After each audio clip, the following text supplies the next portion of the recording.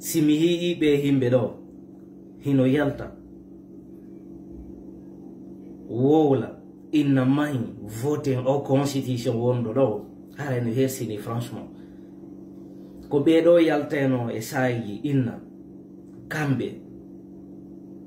Mamadi Doumbouya yo respecte parole makon Mamadi Doumbouya ko ni eni be wola hande en yibe yibe tawtibe adano o yaltude de ngandi bone mo fala no wadde kaye desi o yawno yide fédération ji durudi o signini be kaydiji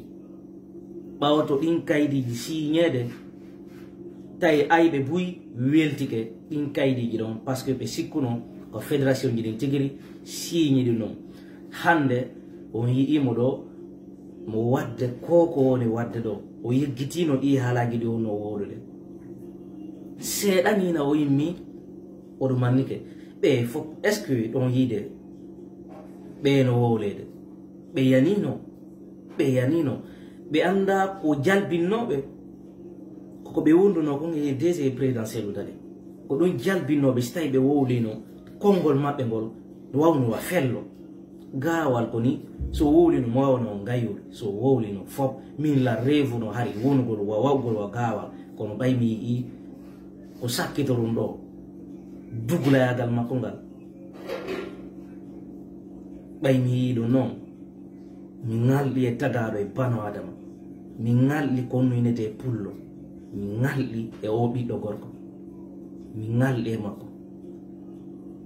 ɓeɗo ko jasuɓe ni Allah jasinay fiɓe kadi en tant que iɓe continue e attaque go yala gisello maɗum iɓe continue hujjugol jawle jama on naba eje en tant que iɓe continue e wargol himɓe ɓen e nangugol himɓe ɓen e hewre tewñe ɓe jippoto ha hande fenade wawali gonga Joacim Baba Milimono yaltunoɗo wi Alaji Sello candidat plan A plan B plan C plan D jusqu'à plan Z kamɓe ɓe ala candidat en tant que Alaji Sello no fina fofa o kamɓe ɓe mari candidat hande e yimoɗo fimo jonna automobile 4x4 kako automobile honno mo wowla o henna non présidentiel no doit remplacer de présidentiel no doit ngol président d'honneur Ousmane Gawana président du parti ko kamɓe créé o mouvement ineteɗo mon cœur mon amour kamɓe créé ɗum non c'est à dire ko Mamadou e Mamadi Doumbouya woni e mon amour maɓɓe on woni mon cœur maɓɓe on nanata ɓe inna ɓe créé ɗum no hari ko cercle des amis de Gawar ɗum noon Marsali ɓe inni les réformateurs de l'IFDG ɗum noon kadi Marsali ɓe ari ɓe waɗi mon cœur ɗum noon Marsali ɓe watti kadi mon amour e ganda kadi so ɗum noon marsreɓe marsirtala ɗeɗo ɓe on no yiide ɗo fou ko ɓaygoyi iɓe jonnede mbowdi si ɓe woni mais noon no laaɓani ɓe ko fenade kadi ɓe woni e muɗum no laaɓani ɓe ko fenade ɓe woni e muɗum mais wallahi en tant que la attaquade ala guichel o waɗama o wiɗama hiɗon eɓɓude ɗo penaleji montugol faux dossier ji hoore Alaji Sello wallahi on jippoto ha ley Alaji Sello ɓe ɗon no yiide ɗo ɓe on no yiide ɗo ko Allah waɗi ɓe ɗum ɗo ko Allah okki ɓe o jama ɗo on yi kala ko ɓe jama on ɗo respecte ɓe e nder aduna Allah on kala ko wowlete ko ma Alaji Sello nodde woni américain ɓe ɓen woni européen ɓe ɓen woni australien ɓe ɓen woni africain ɓe ɓen ɗo wallahi kala ko président Sello dale yaari a taway mo respecté aduna ko ɗum noon Alaji Sello woni victime e popularité makon ka pays meɗen mo woni victime e popularité makon ka pays meɗen en fof meɗen eɗen gandi ɗum noon mais a wolay tum ɓe mo non Sello Alaji Sello woni duuɓi makko ni to he